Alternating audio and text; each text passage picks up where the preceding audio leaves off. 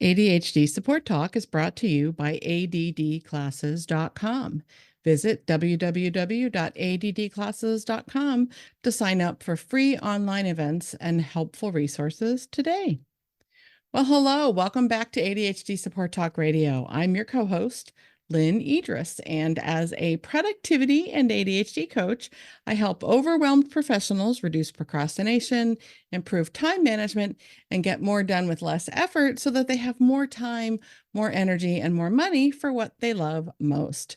I am a woman with ADHD myself, guys, so I have been where so many of my clients are, and I've come out the other side, so to speak. So I've gone from living in that constant state of chaos and overwhelm and underperformance that most of us with ADHD know too well to live a life of more success and fulfillment than I once dreamed was possible. And I really believe that you can share your own version of success yourself. You can learn more about me and what I do and the programs and services I offer at www.coachingadvantages.com. And when you text the keywords, my quiz, to the number 33777, you'll get complimentary access to my online productivity breakthrough quiz to help identify your productivity type and get to the root of what gets in the way of your follow through so that you can stop struggling, take control, and show up like the incredible person you really are more easily and more consistently. And that brings me to our topic today. It ties in really well. I want to talk today about masking. You know, my dad passed away when I was a teenager, and one of the last conversations I remember having with him, he told me to never hide my light under a bushel. And I think back to that conversation often after all these years. I was a pretty shy kid, and although I knew I was bright, I was always ashamed when I would flake out or screw up or space out. And I wasn't diagnosed with ADHD until I was an adult. So, like many of you guys, I had a lot of decades of unhelpful patterns and coping mechanisms to unlearn. But that expression, hiding your light under a bushel, really hits home for me still, even today. And I hear so many clients talk about the notion of hiding. Like, I've heard clients say things like, they feel like the Wizard of Oz behind the curtain, or they're afraid for others to see, how the sausage is made, those kinds of things. And I really love that we talk more openly these days about ADHD and how it impacts our lives and what it's like to live with it. And lately, I've been hearing an awful lot about masking. If you're not familiar with the term masking, it essentially means hiding and putting on a false facade so that others can't see the real you. They see the version of you that you want to put out there. And although we all do that to some degree, it's the ultimate version of hiding your light under a bushel, where you're trying to appear to be somebody or something that you're not. And honestly, guys, it breaks my heart to think about all the wonderful, incredible people like you out there feeling like you have to hide the amazing person you are just to get by in life. So I wanted to take an opportunity in this episode to start a conversation about masking and ADHD, to keep the dialogue going or get more dialogue going about it, and to get you thinking about your own life and what you're doing that may or may not be a helpful, healthy way of living with your ADHD. So I think it's really important to get clear on what's a healthy way of managing your life with ADHD, and what are ways of adapting to what you do and how you do it so that you could show up again as the wonderful, brilliant, unique person that you really are. So like most things, masking is not all black and white, and it really can vary. And there are like different degrees of masking that really matter to pay attention to. So on one end, there's the healthy, adaptive coping mechanisms we learn to manage our ADHD symptoms and to keep our symptoms from negatively impacting our lives and our relationships. So these are helpful ways that you learn to work and function along with the rest of the world in your own way without doing it at your own expense. Okay, I call these adaptive behaviors. And they can be quite helpful in learning to live well with our ADHD brains and the challenges that we have. So that's the kind of the helpful end of masking, the helpful end of coping mechanisms. On the other end, there are less healthy behaviors that some of us take on to hide who we are and what we struggle with out of shame or guilt or lack of self-confidence or self-assurance. And they show up sometimes as lying or making excuses, or they come at a really high cost to who you really are. And they can become really unhealthy, maladaptive ways that we try to live with ADHD. And this is what I really consider masking, kind of at that extreme, most harmful end. And it can really hold you back. It can keep you from getting the help you need to live the fulfilling, successful life you're capable of living. It can sabotage diagnosis and effective treatment, and it can really rob you of self-confidence and quality of life. But again, it's not black and white, guys. There are definitely varying degrees of what's adaptive and helpful and what's maladaptive and unhelpful in the long run. So some examples would be like finding ways to fidget or fill our need for physical movement or sensory input in ways that are constructive and that still honor what we need, but also not distracting or problematic for other people. Like I caught myself doing this I often find myself like, I'm doing it now, of course, knowing that you guys can't see me, shaking or bouncing my leg when I'm trying to stay focused. And that's a perfectly fine and even really helpful way to help me focus by giving myself the movement and the sensory stimulation I need when I'm sitting at my own desk or in my own chair, or when it doesn't impact anyone else.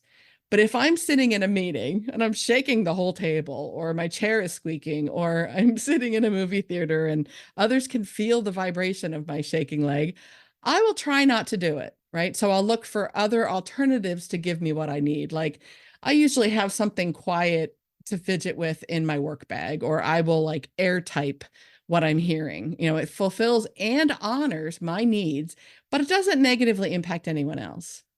So while you could call that masking, I'd say that's on the healthier end of adaptive behaviors. So I'm not denying myself something that I need to focus or process. And I'm not ashamed that bouncing my leg helps me focus. I'm just finding a more helpful way to give myself what I need in that incident, so it's not disruptive or a distraction to anybody else. Sure, I might apologize if I realize I'm bouncing my leg and shaking the whole conference table, which I've done plenty of times. But I'm apologizing for the disruption or the distraction, not for giving myself what I need, because I know that I can do that in other constructive ways in that setting. I hope that makes sense. It's an important distinction. Again, adaptive behaviors honor what you need. They honor how you work. They honor who you are at your core. You're not pretending to be someone you're not, like the term masking would imply in those situations. You're working with how you work best, giving yourself the support, giving yourself the scaffolding that you need to be your best. And you're honoring your own agency. And by honoring your own agency, I mean that you are honoring your ability to make your own choices, be true to yourself, and guide your own future. Another example that shows up a lot in all different kinds of relationships is with respect to communication, right? Staying present, staying tuned in when you're in a conversation with someone else, resisting the impulse to interrupt the other person, and trying to just stay focused on the conversation isn't always easy when you have ADHD, right? And there are healthy ways to learn adaptive behaviors that are helpful in those situations. But then there are also less healthy ways that we can mask our ADHD in these situations. So a healthy example of an adaptive behavior in a conversation or situation like that might be to learn how to consciously resist the impulse to interrupt by learning how to let go of the pressure we feel when something the other person says or does makes us think of something that we want to share. Okay, we can learn how to resist that impulse to interrupt, or by learning how to communicate effectively when we do start to interrupt, and then redirecting the conversation back to the other person. I mean, I've done this a bazillion times in my life, like saying something like, "Oh my gosh, I totally get what you're saying. Remind me to tell you about the time I did something similar, but right now I want to hear the rest of your story." So I start to interrupt, I catch myself, I redirect, and I take myself back to the conversation and ask that person to continue, or something like that. It's not ideal in a perfect world. I could completely, resist the urge to interrupt, which I can often, but sometimes it's just, my empathy and my connection with the person and my ADHD impulsivity kind of come together, that I start to interrupt, but then I catch myself and I redirect. That's okay. That's healthy, right?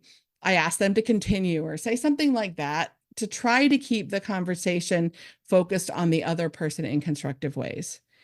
An unhealthy example of masking in a situation like that would be to learn to never speak up in conversations, or to learn to never speak up or share in meetings because you don't know how to manage your impulse to interrupt or to stay focused, or to avoid situations or social settings or conversations altogether.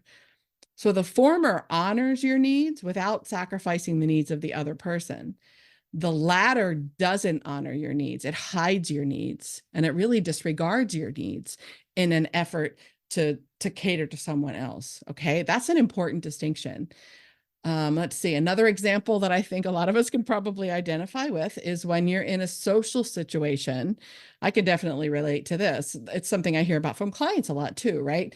If you're someone who gets overstimulated or worn out by large gatherings or large crowds after a while, you could mask your struggles with these settings by making excuses to avoid large gatherings, or making excuses not to go to parties, or lying about why you can't go.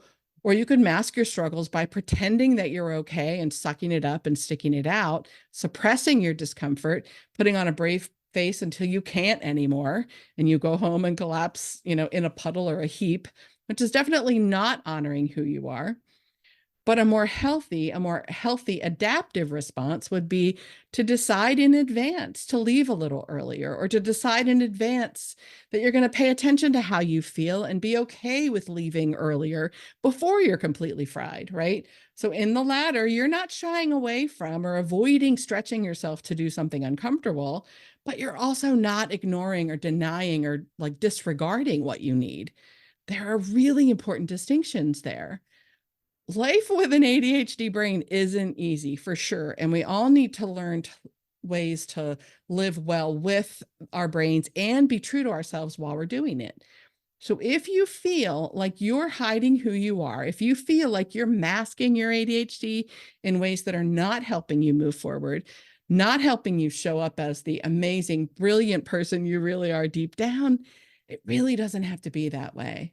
So I have a couple quick strategies for you to take away today so that you could start to put down the mask and let that real wonderful you shine.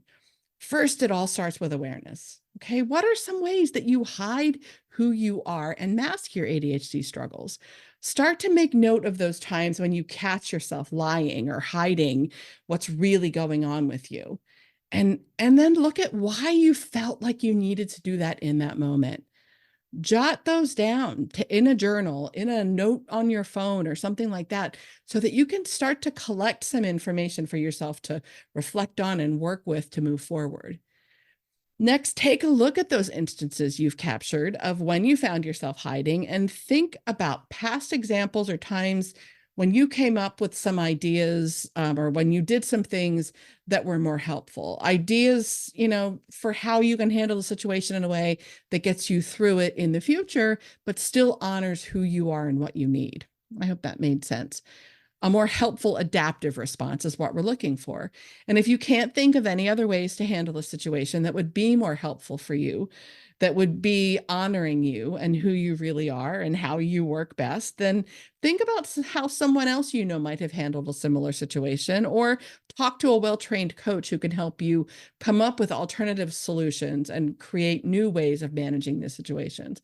And look for opportunities to practice that, right? Look for opportunities to gradually start to use those more helpful adaptive responses more and more often. And make sure you focus on being a little more true to yourself all the time. It's not about all of a sudden, being a completely different person and performing and behaving in a completely different way. It's about becoming more aware, more and more aware all the time, making different choices all the time, not about becoming a different person all of a sudden or making these wide sweeping changes all of a sudden. These are the kinds of things that we want to improve gradually and consistently. It's all about better, not perfect, not the right way. Okay. Better all the time. And then finally, do the work to learn how you work best and what you need to have in place to support you so that you can experience the success you're capable of having and create the confidence to advocate for yourself and what you need. That's what I help my clients uncover. And that's what many coaches do with adults like you and like me who have ADHD so that you can live the life you're capable of living and feel the fulfillment you deserve. When you really understand yourself and how you work, it's so much easier to say, what I know about me is that I do best with X, or I perform better under these particular circumstances without hiding, without feeling ashamed. And most of the time, you don't even need to mention ADHD. Like my client, Sue, comes to mind. She had a conversation with her husband that was a game changer in how they communicate. She said something like, I want to hear you and I care about what you have to say. And what I know about me is that when I'm focused on something else, if you ask me whether I can be interrupted instead of just starting to talk, I'm going to be much less irritable and much more likely to actually hear what you're saying and remember what you're telling me. Does that sound familiar to anybody? I love that. She honors who she is. She honored how her brain works without doing it at the expense of her partner. And she could stop pretending to pay attention and feeling ashamed about it, feeling ashamed about the pretending and feeling ashamed about when she wasn't paying attention. I'd love to hear what you think. How do you mask? How have you learned to honor yourself and your needs without masking? So feel free to comment on this episode or join us in the ADHD Support Talk Facebook community to share your thoughts, share what works for you, ask questions, and connect with us and connect with others. I hope you found something in this episode that's helpful. I would love to keep the dialogue going, so don't ever hesitate to reach out, to comment. Like I said, connect with us in the Facebook group. As always, I appreciate your attention. I'll catch you next time on ADHD Support Talk. Bye for now.